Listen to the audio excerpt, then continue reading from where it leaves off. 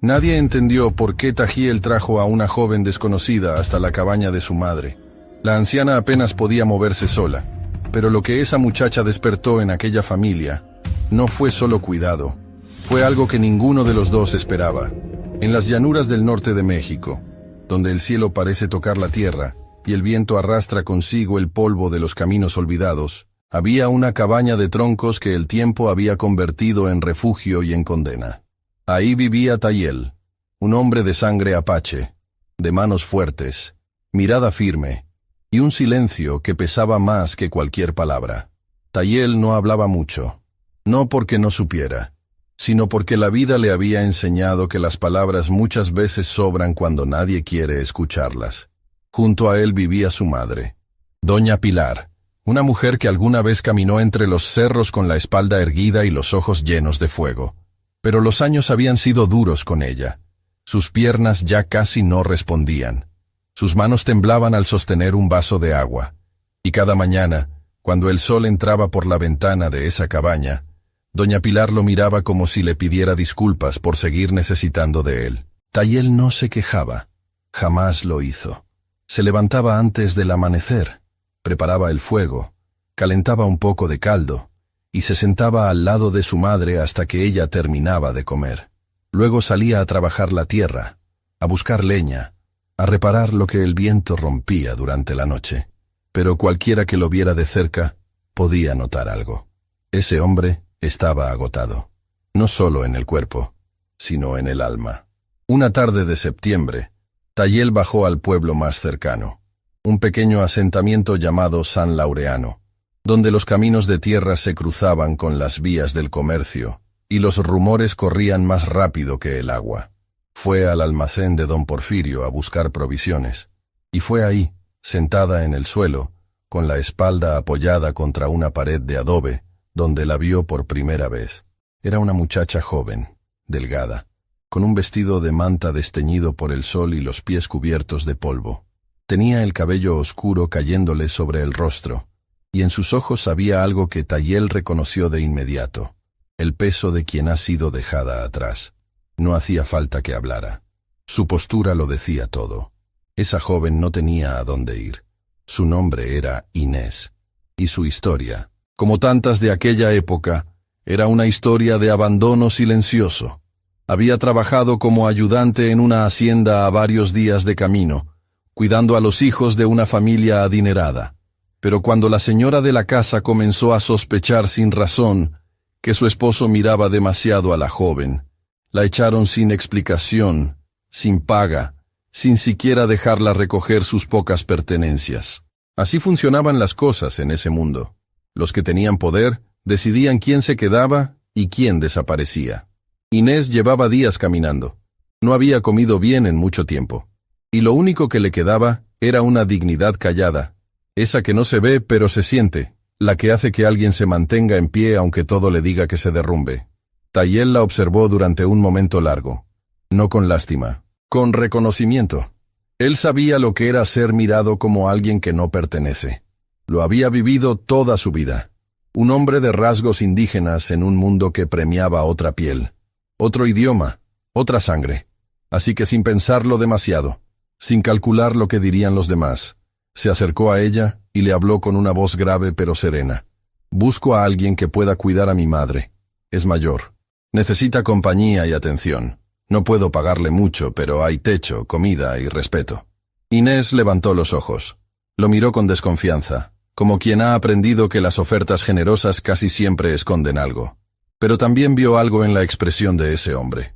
Algo que no supo nombrar, pero que la hizo sentir, por primera vez en semanas, que quizás no estaba completamente sola. Aceptó con un gesto de cabeza, sin palabras, sin promesas, solo un paso hacia adelante.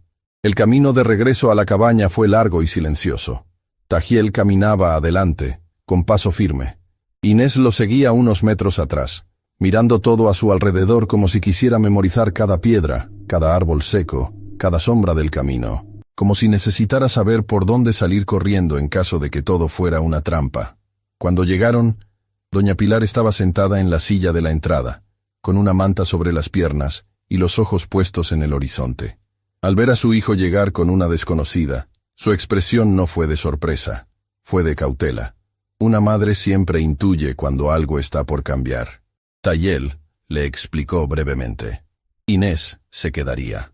Ayudaría con las tareas del hogar, con la comida, con todo lo que él no podía hacer mientras trabajaba afuera.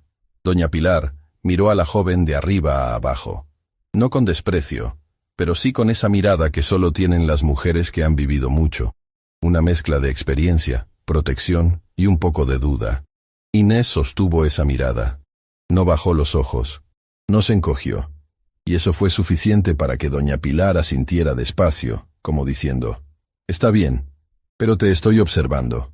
Esa primera noche, Inés durmió en un rincón de la cabaña, sobre una manta doblada que Tayel dejó para ella. No era cómodo, no era bonito, pero era más de lo que había tenido en mucho tiempo. Afuera, el viento soplaba entre las llanuras con un sonido largo y constante, como si la tierra misma estuviera respirando.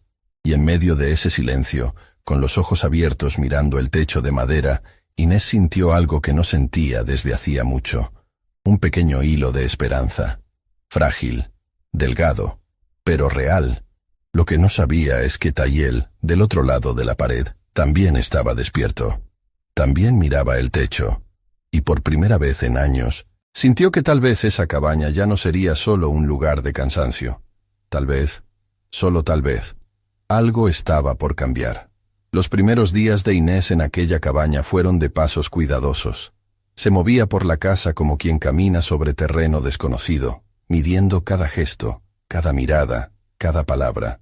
No porque tuviera miedo de Tayel o de doña Pilar, sino porque había aprendido que en casas ajenas, una debe hacerse pequeña hasta que le permitan ocupar espacio. Pero Inés tenía algo que no se aprende, algo que se trae desde adentro, una capacidad natural para cuidar, no con exageración ni con ruido, sino con esos detalles que solo notan quienes prestan atención.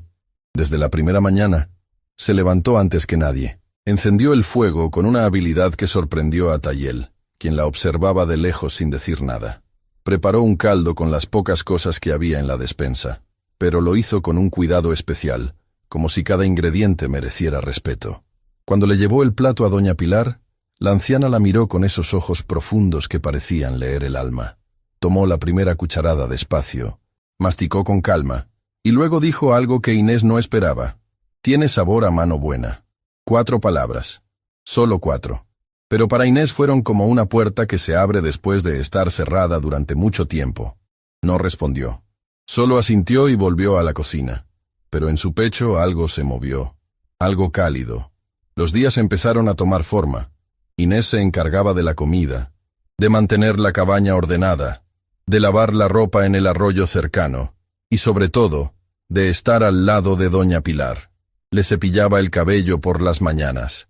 Le acercaba la manta cuando el frío del atardecer bajaba de las montañas. Le hablaba poco, porque entendió rápido que doña Pilar no era una mujer de conversaciones largas. Era una mujer de silencios llenos de significado. Pero fue justamente en esos silencios donde comenzó a crecer algo inesperado. Una confianza que no necesitaba palabras. Una tarde, mientras Inés preparaba unas tortillas sobre la plancha caliente, doña Pilar le preguntó de dónde venía. La pregunta fue directa, sin rodeos, como era la costumbre de esa mujer. Inés se quedó quieta un momento. Luego, sin mirarla a los ojos, le contó lo que pudo, que había trabajado en una hacienda, que la señora de la casa la acusó de algo que jamás hizo, que la echaron sin darle oportunidad de defenderse, que caminó durante días sin rumbo, que no tenía familia que la esperara en ningún lado. Doña Pilar escuchó todo sin interrumpir. Al final, cuando Inés terminó de hablar, la anciana extendió su mano temblorosa y la apoyó sobre la mano de la joven. No dijo nada. No hacía falta. Ese gesto decía más que cualquier discurso. A partir de esa tarde, la relación entre ambas cambió. Ya no era simplemente la dinámica de una cuidadora y una anciana. Era algo más cercano, más humano. Doña Pilar comenzó a contarle historias de su juventud, de cómo había crecido entre dos mundos, el de su pueblo y el de los caminos que el destino le fue abriendo. Le habló de Tayel cuando era niño, de lo inquieto que era, de cómo siempre traía animales heridos a la casa y los cuidaba hasta que podían caminar solos. Siempre fue así, dijo doña Pilar con una media sonrisa. Recoge lo que el mundo deja tirado. Inés entendió el peso de esas palabras, y aunque no lo dijo, algo en su interior tembló. Tahiel, por su parte, notaba los cambios.